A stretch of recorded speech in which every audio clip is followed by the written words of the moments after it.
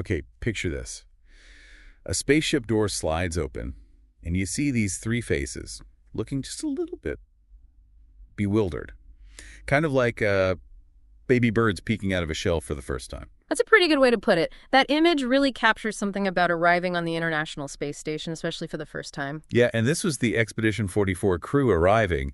Their docking, well, it was a huge relief, wasn't it, after those recent problems with the Progress supply ships? Oh, absolutely. Seeing that docking go smoothly was definitely a big phew moment for everyone involved.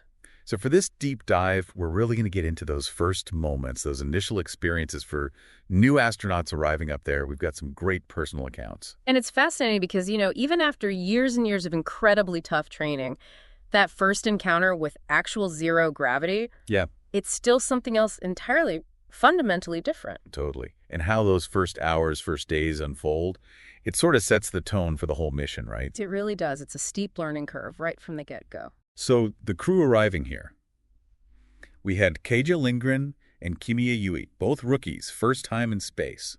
Right. And alongside them was Oleg Kononenko, a real veteran. This was his third trip up. Mm-hmm. And you mentioned the training.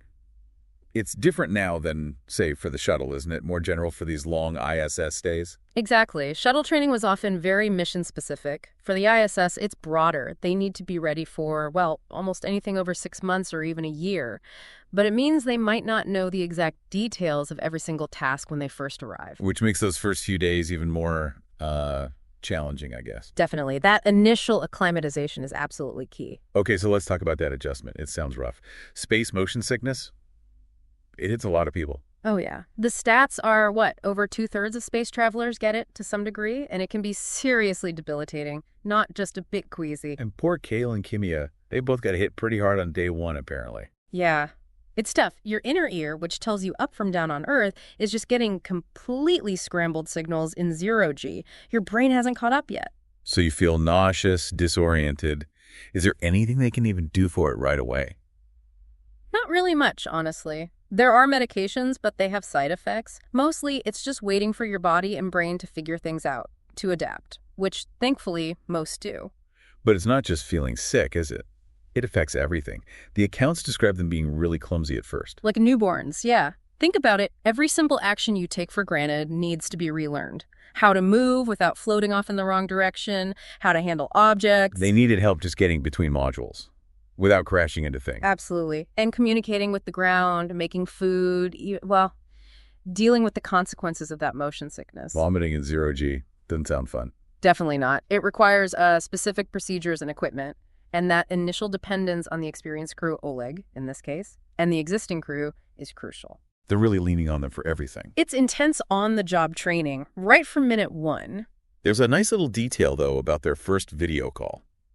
Calling your families back in Baikonur right after arrival. Oh, yeah. What was that? Apparently, they kept things simple. Lots of, I'm doing great. And the launch was amazing. Just reassuring everyone. Standard procedure, maybe. Keep it positive for the folks back home. Maybe. But then Misha Kornienko, who was already up there, he floated an apple and an orange behind Kimiya while Kimiya was talking to his family. Just this little visual gag. Huh. That's great. It shows that sense of camaraderie, doesn't it? Even with the new guys feeling rough, there's that support, that little bit of humor. But the less fun side of that sickness, the puke bags. There's a story there. Go on. Apparently late one night, Kijel runs out. He's searching everywhere for more bags. Okay. And there aren't any. Or at least not a dedicated stash where they expected them. Seriously. No spare puke bags on the space station? That seems like an oversight. Well, it turns out they'd mostly been relying on the ones that came up with the Russian Soyuz capsules. They just hadn't specifically stocked a big supply on the U.S. side, I guess. Wow. Okay, that really highlights the whole logistics thing, doesn't it? Something you'd assume is just there. Exactly. And how interconnected everything is. One supply route assumption, and suddenly you're short on something pretty critical when you're feeling unwell. So what did they do? You can't just pop to the store. Right. They had to improvise. Yeah. Ended up making new ones. Get this. Ziploc bags and maxi pads. Ziploc bags and maxi pads. Seriously? Yep. Super absorbent, apparently. Talk about resourcefulness. That is it. That's peak space ingenuity right there. Using whatever you've got on hand to solve a problem. It's not just about the high-tech stuff. Sometimes it's about basic survival hacks. Absolutely. Problem solving is the name of the game. It really is. They're not just pilots and scientists, they're mechanics, plumbers, and apparently emergency bag manufacturers.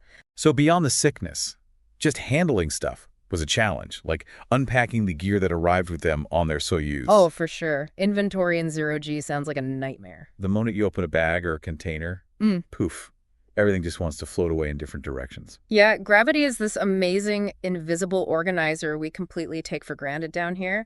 Without it, keeping track of small items is incredibly difficult. Instant chaos potential. So they had to learn techniques, right?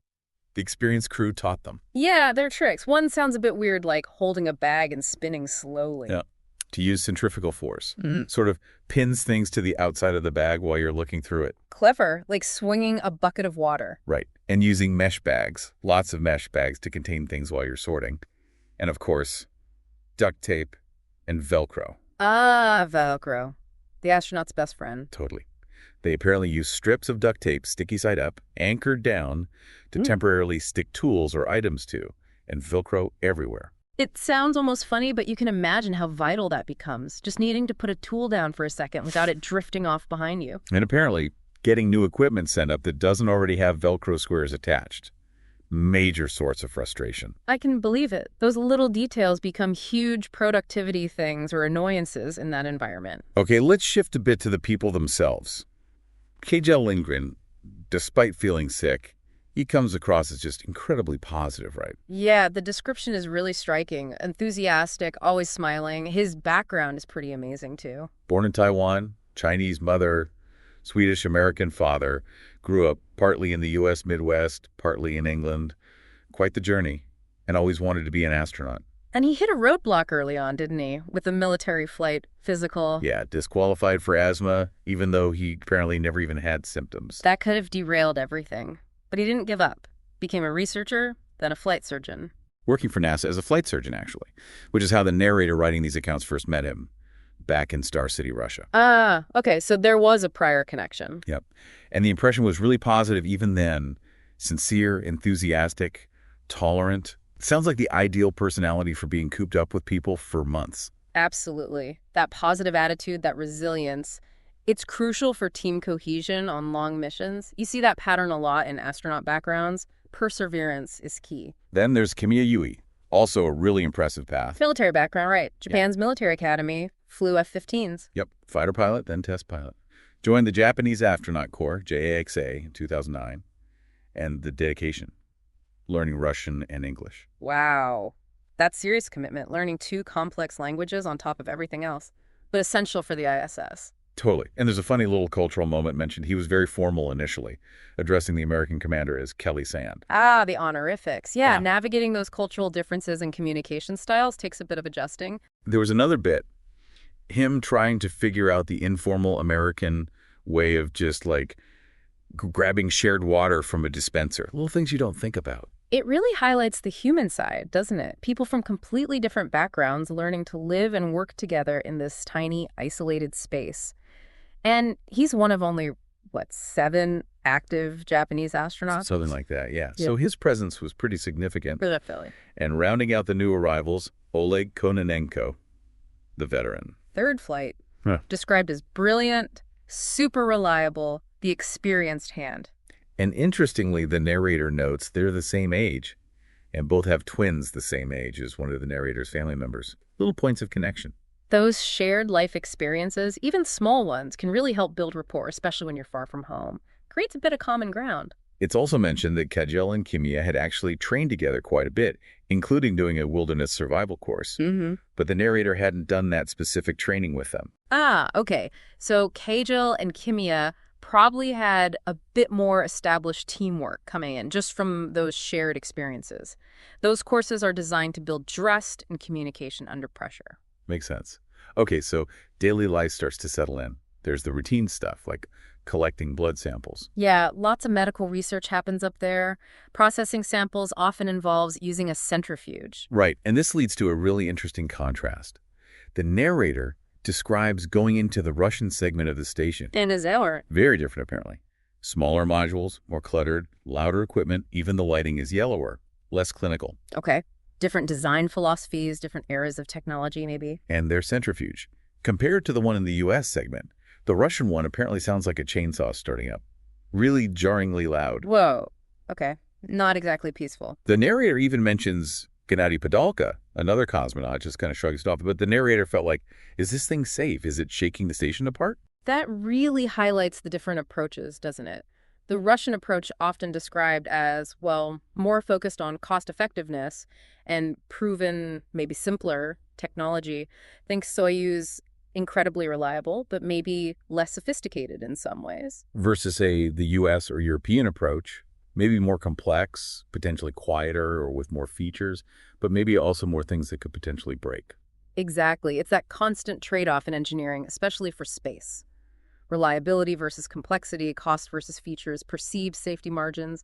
It's fascinating to see those different philosophies living side by side. On a lighter note, though, they were doing some gardening. Ah, yes, the space lettuce in the European module, I think. Yep, growing lettuce under LED lights. And apparently it got a surprising amount of attention back on Earth. People were really interested in the space gardening. It's kind of fundamental, isn't it? Growing your own food has psychological benefits too, probably, seeing green, living things. And it's crucial research for future long trips, like to Mars. Totally. Though, funny detail, Kimya himself wasn't actually a big lettuce fan. He grew up on a lettuce farm and was kind of thick of it. Huh. You go all the way to space to get away from lettuce, and there it is. That's brilliant. But they shared the harvest with the Russian crew, which is nice. And they were already talking about the next Soyuz arrival. Always looking ahead. Who is coming up next? Sergei Volkov, Andreas Mogensen, and Aiden Aimbetov, a Kazakh cosmonaut. And the narrator mentions it was unusual because they hadn't trained with Aiden at all, didn't even know what he looked like. Wow, okay, so usually you'd have at least met or trained with incoming crew. Apparently so. It shows how dynamic the crew rotations can be. Interesting. So as the mission goes on, the narrator starts noticing more subtle things. Yeah, becoming really sensitive to tiny changes on the station, like slight shifts in temperature, little vibrations, background hums, and noises. Things the newer crew, Kadel and Kimia, wouldn't even register yet. Exactly. And it's framed as maybe being a good thing, like a heightened safety sense, being more attuned to potential problems. Makes sense. Your senses adapt to the baseline, so any deviation stands out more. Like living near a train track, eventually you only notice when the trains stop. But also maybe a sign of just being constantly on, a bit hyper-aware. Could be. It's a demanding environment, mentally as well as physically.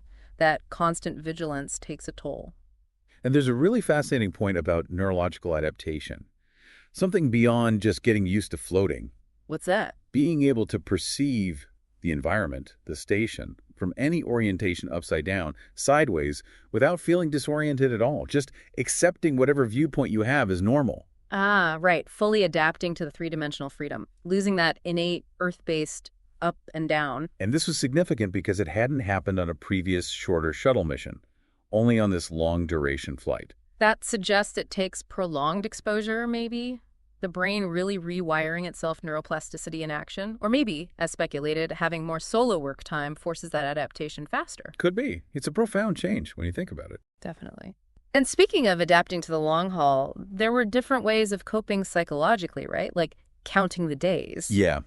The narrator preferred counting days completed, focusing on accomplishment, how far they'd come. Accumulating time. Right. Whereas Misha Kornienko apparently liked to count down the days remaining. Focusing on the finish line. Exactly. Just different strategies to mentally manage being up there for so long. Neither is right or wrong, just different ways of coping. Finding what works for you. Essential for that kind of isolation and duration. Then there were these moments of just weird connection back to Earth, like doing a live Twitter chat. Okay, that's become more common now, but still pretty cool. Yeah, but during this chat, they get a question tweeted at them from President Obama. Wow, okay, that's definitely not common. The president joining your Twitter Q&A from space. Right, and then almost immediately after, they get a follow-up tweet sort of teasing them from Buzz Aldrin. No way. Buzz Aldrin trolling them while they're talking to the president from orbit. Pretty much. The narrator describes it as totally surreal, getting trolled by a moonwalker. That's got to be a space first. That's amazing. It really collapses the distance in a strange way, doesn't it? Instant, unexpected, high-profile interaction. But then back to station reality, things can get serious quickly. There was a big power failure. Uh-oh. What did it affect? Critical stuff in Node 3. the oxygen generator, the urine processor, the toilet. Basically, key life support systems. Yikes. Okay, that's not good. Losing those is a major problem. Yeah, it required working overnight with mission control in Houston to troubleshoot and get things back online. Must have been incredibly tense. Absolutely. Those moments really underscore the risk. Everything's fine until suddenly it's really not. Huge reliance on the ground teams, too. And there's a personal angle here, too. The narrator realized afterwards that their partner, Amiko, who also worked at NASA, was actually on console in mission control during that whole event. Oh, wow. So she was watching it all unfold, knowing her husband was up there dealing with this critical failure. Exactly. Puts into perspective the stress, not just for the crew, but for the families and the ground teams watching helplessly, in a way. The flight director, Mike Lammers, gets a mention for being supportive. Yeah, that's a huge emotional burden for loved ones. Seeing the alerts, hearing the comms, it's an often invisible part of the whole endeavor. And then, on a completely different emotional note, a phone call home, talking to their daughter, Charlotte. Andy. Just noticing a change in her, a shift in how she asked about his well-being, not just talking about herself. Little moment of maturity, of growth, observed from thousands of miles away. Those little moments must be incredibly powerful, seeing your kids grow up from such a distance. Yeah. Poignant. Yeah, bittersweet, like you said earlier. Yeah, that's right. But there were also these surprising moments of pure, unexpected humanity up there, like one Sunday morning. Bagpipes, Bagpipes in space. apparently. Woke up to the sound of Amazing Grace being played. Found ch10 in the Japanese module playing a set of bagpipes he brought up. ch10 plays the bagpipes and took them to space. That's incredible. Yep.